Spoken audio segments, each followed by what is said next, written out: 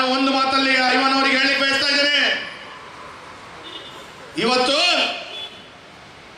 ಕಲ್ಲು ಹೊಡೆಯುವವರು ಬಿಜೆಪಿಯವರು ಸಂಘ ಪರಿವಾರದವರು ಅಂತ ಹೇಳುವ ರೀತಿಯಲ್ಲಿ ಹೇಳ್ತೀರಿ. ಸ್ವಾಮಿ, ನಾವು ಕಲ್ಲು ಹೊಡೆಯುವವರಲ್ಲ, ನಾವು ಕಲ್ಲನ್ನ ಪೂಜಿಸುವವರು. ನಾವು ಚಪ್ಪಲಿಯಿಂದ ಹೊಡೆಯುವವರು.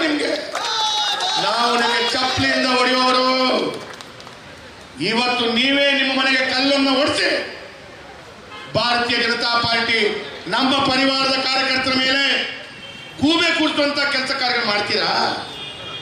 ಇವತ್ತು ನಾನು ಹೇಳ್ತೇನೆ, ಇಲ್ಲಿರುವಂತ ಚಪ್ಪಲಿ ಕೂಡ ನಿಮ್ಗೆ ಬಹಳ ಸಣ್ಣದು ನಿಮ್ಗೆ ಹೊಡೆಯಲಿಕ್ಕೆ.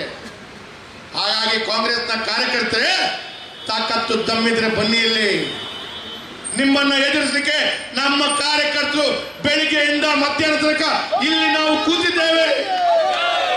ತಾಕತ್ತಿದ್ರೆ ಬನ್ನಿ. ಇನ್ನು ಮುಂದಿನ ದಿನಗಳಲ್ಲಿ ಇನ್ನಷ್ಟು ಪ್ರತಿಭಟನೆಗಳನ್ನ, ಕಾನೂನು ರೀತಿಯ ಹೋರಾಟ ಹಾಕುವ ತನಕ ನಿಮ್ಮನ್ನ ನಾವು ಬಿಡಲ್ಲ.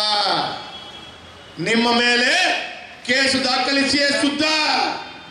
ನಿಮ್ಮ ಸರ್ಕಾರ ನಿಮ್ಮ ಮೇಲೆ ಕೇಸ್ ದಾಖಲಿಸಿಲ್ಲ ಅಂತೇಳಿ ಆದ್ರೆ ನಾವು ಕಾನೂನು ರೀತಿಯಲ್ಲಿ ಹೋರಾಟ ಮಾಡಿ ನಿಮ್ಮ ಮೇಲೆ ಕೇಸ್ ದಾಖಲಿಸಿಯೇ ಸಿದ್ಧ.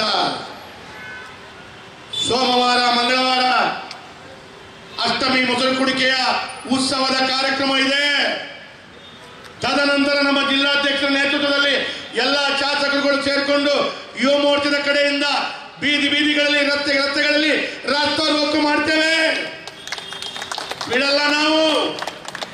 ಹೋರಾಟವನ್ನು ಉಗ್ರವಾಗಿ ಕೈಗೆತ್ತಿಕೊಂಡು ಭಾರತೀಯ ಜನತಾ ಪಾರ್ಟಿ ಸಿದ್ದರಾಮಯ್ಯ ರಾಜೀನಾಮೆ ಕೊಡಬೇಕು, ಕಾಂಗ್ರೆಸ್ ಅನ್ನ ಐವಾನ್ ಡಿಸೋಜನ ಬಂಧಿಸಬೇಕು.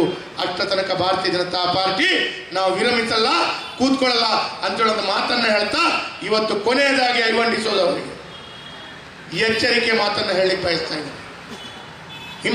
ಹಿಂಬಾಗಿಲಿನಿಂದ ಕಾಂಗ್ರೆಸ್ನ ಶಾಸಕರಾಗಿದ್ದಾರೆ.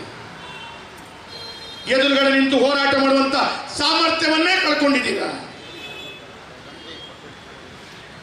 ತಮ್ಮ ಮನೆಗೆ ಸಿದ್ದರಾಮಯ್ಯನ ಕರೆಸಿ ಬಿರಿಯಾನಿ ಕೊಟ್ಟು ದೇವಸ್ಥಾನಕ್ಕೆ ಕರ್ಕೊಂಡು ಹೋಗಿ ಇವತ್ತು ನೀವು ಶಾಸಕರಾದದ್ದು ಗೊತ್ತಿದೆ ನಮ್ಗೆ.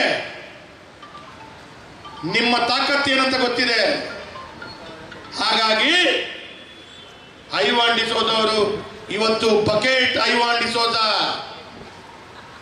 ಇವತ್ತು ಬಕೆಟ್ ಐವಾನ್ ಡಿಸೋಜ, ಆ ಸಿಂಟೆಕ್ಸ್ ಐವಾನ್ ಡಿಸೋಜ ತಿಳ್ಕೊಳ್ಳಿ. ಈ ರೀತಿಯ ಸಿಂಟೆಕ್ಸ್ ಅನ್ನ ಬಕೆಟ್ ಅನ್ನು ಹಿಡ್ಕೊಂಡು ಸಿದ್ದರಾಮಯ್ಯ ಅವರಿಗೆ ತೃಪ್ತಿ ಮಾಡಿಸಬೇಕು ಅಂತ ಹೇಳುವ ಕಾರಣ ಅಲ್ಲ ಸಲ್ಲದ ಹಿಂದೂಗಳಿಗೆ ಅಲ್ಲ ಸಲ್ಲದ ಆರೋಪವನ್ನು ಹಾಕುವುದು, ಅಲ್ಲ ಸಲ್ಲದ ಮಾತನಾಡಿದ್ರೆ ಭಾರತೀಯ ಜನತಾ ಪಾರ್ಟಿ ಸಹಿಸಲ್ಲ. ನಿಮ್ಮ ಮೇಲೆ ಯಾವ ರೀತಿ ತನಿಖೆಯನ್ನು ಮಾಡಬೇಕು ಮಾಡಿಯೇ ಸಿದ್ಧ ಅಂತ ಹೇಳೋದ ಮಾತನ್ನು ಹೇಳ್ತಾ,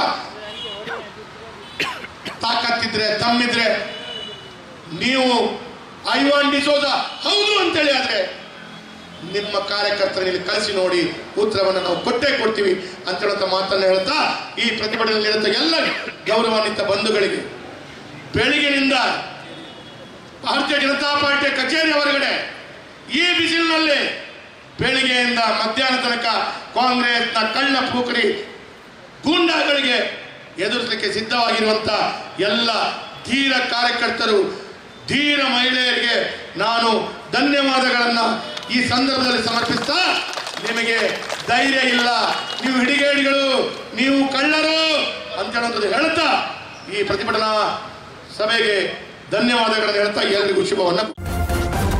ನ್ಯೂಸ್ ಫಸ್ಟ್ ನಿರ್ಭೀತಿಯಿಂದ ನಿಮ್ಮ ಪರವಾಗಿ.